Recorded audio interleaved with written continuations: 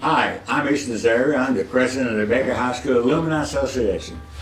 And I'm here with Mr. Paul Holmes, class of 1959 at Baker High. It was a great class, a lot of good, all the classes at Baker High were fantastic. Paul, I want to thank you for coming over. You're welcome. Paul, okay, you got out in 59. What made you join the Navy? I don't want to tell the truth when I joined the Navy. I got a little bit of trouble. I was going to the Marine Corps, and they told me that I had my ticket on Major Joint induction. So what I did, I got a little bit of trouble, and I said, I'm going to change my life, because I kind of went to Georgia. But I joined the Navy, that's the best thing I ever done in my life. Well, before we go any further, Paul was a basketball star in Baker High School in 1959. And then, of course, he had a great coach, as I did, Coach Paul, Bubba Ball. And good. So where did you go to basic training at? Great Lakes, Illinois. And what did that consist of? Well, we had, I was athletic paid officer up there, and I was in charge of the athletic parts of all the flags we earned in boot camp. And I marched, facility inspection. I done everything, firefighting school and all that stuff. And water froze when I was in boot camp, when like it's cold up there. But it was a good experience for me. I see. Let me stop right here. And Paul will talk about it a little bit later. But Paul was a basketball star at Baker High School. While in the Navy, he made all Navy. And then later on we found out I made all Army. So we had that, other than Baker High being in the line, we had that in common. So after boot camp, where'd you go? I went to Lakehurst, New Jersey, where Hindenburg went down in the blimp, we call them airships. They had HU-2 and HU-4 in commission at the time. And I was a Naval Air Test Facility ship installation. We had a simulator ship, aboard ship. We had a Kelleport, resting gear. And I flew all the time. We hit and touch and goes and all that stuff, hit the resting gear. And let me tell you, flew all the time? Yeah, we flew that in test. I got to fly with the A3D bomber. I got through TV2, AD5Ns, and we had to get Kelleport and hit the resting gear a lot. I had a good assurance about that. Well, I thought them cockpits were small. But you were what, 6'4", 6'5"? 6'7". 6'7"? And you fitted in there? Okay. But anyway, so you were, okay, so you were with him. So after your training, what happened? Where did you go? No, I went to Lakehurst Station there for 6 and 61. And I was in a test facility. We tested all the aircraft. We had cameras on the belly. Like they had a mishap in the fleet, lost a plane, we'd troubleshoot that and see what the cause of the accident on deck was. When they went to drink, they call it, that's when they rumble count. And so what I done, the squadron miles in, that's what we done for the fleet. We tested aircrafts and all that stuff. Okay, so after you went through that training and testing, then what happened?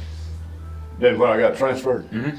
I got well, what it was, Gerald, my brother, before I left there, I got 10 days leave for him joining the Navy, but I got transferred to Cuba Point, Philippine Islands. Over there, the civilians couldn't build it, so the Seabees went and built it in World War II. And I saw Gerald in the firefighting school in San Francisco. I saw him overseas in the Philippines a couple of times. Now you talk about, I was special services. How that happened, we was flying one day in Lakehurst, and Lieutenant Holmes says, Holmes, would you like to be in special services? I said, yeah, I thought he was joking. So we landed in Clarkfield, Philippines, in a Marine helicopter payment. We went to Cuba Point.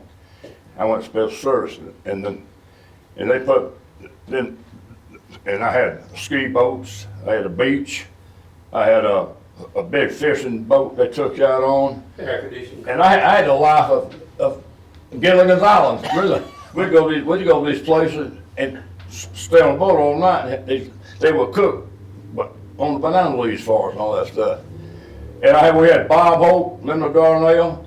I had Bob Matthias, I had Joe did my Joe come over. I shook hands with him and met Bob Hope and all of them there. Nice. And but anyhow, it was a good thing. Gerald Crook came in there, and I tried to go board a ship one time. I went board there, and I was short sleeve. And that damn bosun mate said, "What are you doing aboard a ship with them short sleeve shirts on?" I didn't know how to salute an ensign and get on board. And I said, "I'm ship's company." So I went. So he let me go aboard ship. You know, Gerald was up repairing those arresting cables there. I bumped my head on going in the doors and all that stuff. I had scars on it. And everywhere he went, for 2 years, we met somewhere in the Navy. Unbelievable. For 2 years, I had him a 62 Ford air-conditioned car, civilian clothes each chow, took him all over the base, and got him fed. And about midnight, I'd take him back there and dump him off on his board ship. He'd go back aboard, and he pulled in a couple times the whole time I was there, and we had a great time. Oh, I'm sure. And we sure. went out along before they call it Longapore River, and then we crossed over the Civic Bay, and we took care of the fleet, Oriskany, the Hancock, what was it, Ranger? Coral Sea. Coral Sea, and we serviced the fleet Ranger. and entertained them. When they come in, and I scheduled all the USO shows, I leased the beach to them, I rented the cars, and I'd help my brother get a car after his him and his buddies, and the officer get mad at me about it. Got mad at him about it. Yeah, because they picked me up on the after route. And I'd take him about the Sky Club there at night, and take him over, we'd get drunk as hell, and then we'd go eat midnight chow. But I had a good experience, and I got, he had actual flight deck, I had simulated flight deck, you know. I'd done the same, but I did half a dangerous job. He had a dangerous job now. No. Yeah, you know, it's funny. Let me ask you a good question. I've been asked this for myself many times. If you had to do it over again, would you do it? Swear to God, I go right now. I would too. Hey, that's the best years of my life. I would not take nothing for that. I'll tell you something, I feel the same way too. I would not take nothing for my training. And you know, the advantage that us veterans have, we've been away from this country. And now we realize how great this USA is. Best country in the world. Okay, Paul and I did it when we were kids too, because we went to Germany because Daddy was in the army. that's exactly Well, right. I was in the jungle over there for about 2 years. All we had was a bridge across the river called it.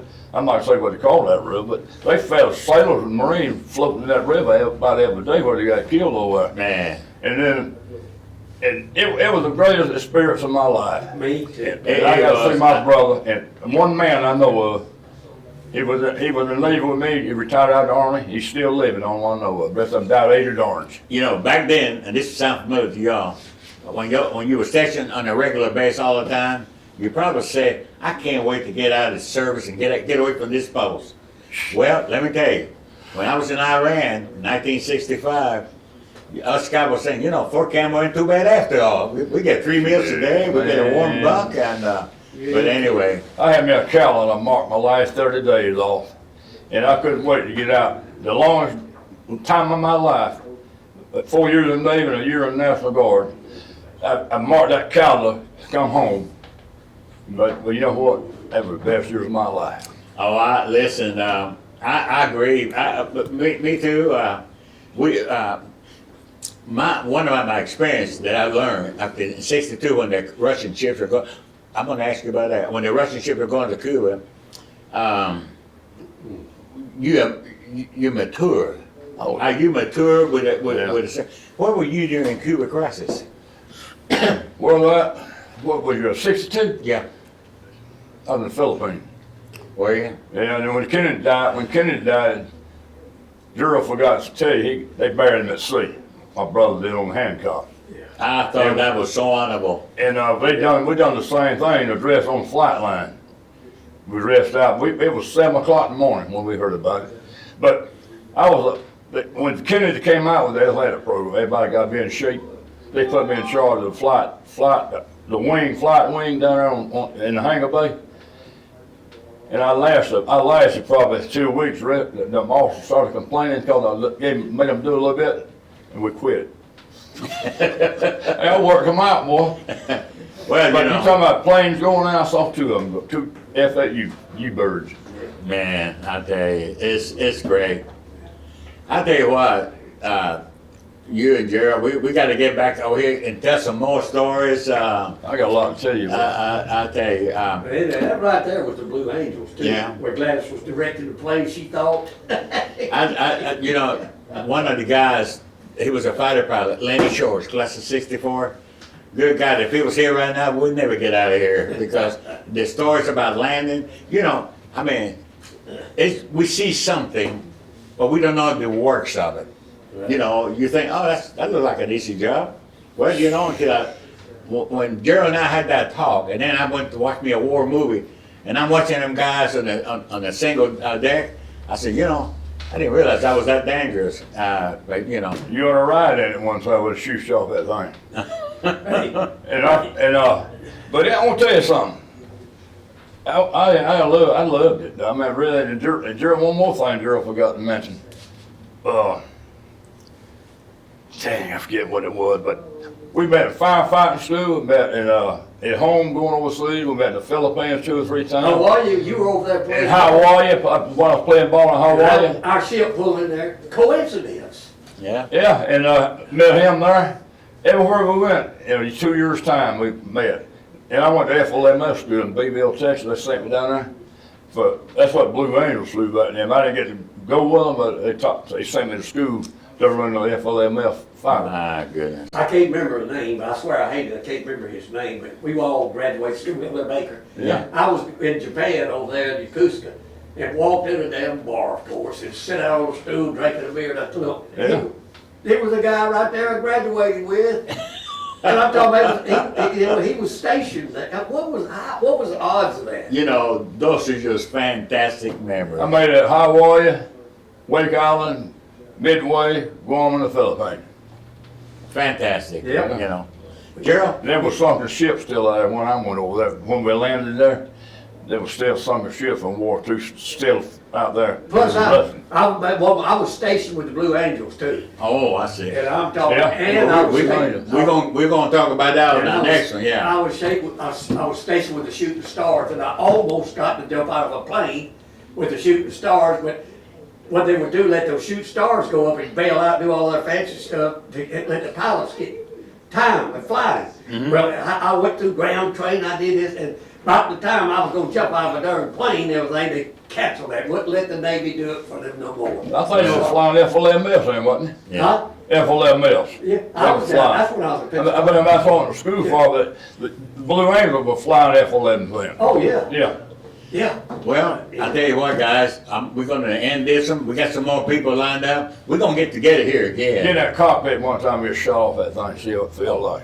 Oh, really? But you know what? Pushing this behind your head. That would be an experience. Of course, I jumped out of planes anyway, but I wasn't shot out of a plane. But what's something else when you hit that wrestling gear and it hit you so many G's. Oh, I can only imagine. You come in at 200 miles an hour. And Yeah. Yeah. 200 miles an in hour. front of the building. Yeah. And we hit that plane, boy, stopped just like that. Anyway, Guys, I want to thank y'all very much. all right. We're gonna do this again, guys, folks. We got more to tell you, my friend. And I know it. And thank you for watching us. And we'll be back again soon. Take care. Bye bye.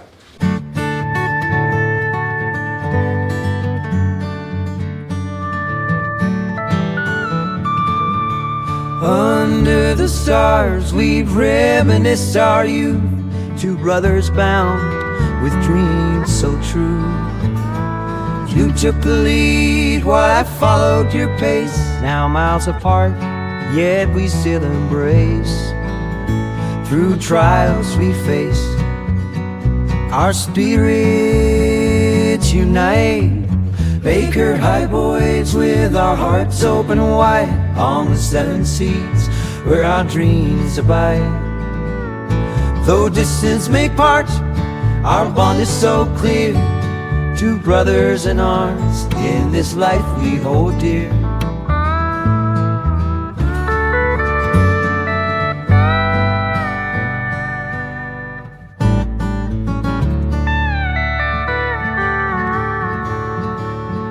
Years pass like waves crashing on the shore, from Baker High halls to forevermore. You answered your call, the Navy's brave song. I wore my pride, for family keeps us strong. With courage we sailed, our pathways entwined. Baker High voyage with our hearts open and wide, on 7 seas where our dreams abide. Though distance may part, our bond is so clear. 2 brothers in arms in this life we hold dear. To Baker High days and the love we knew, forever together, it's me and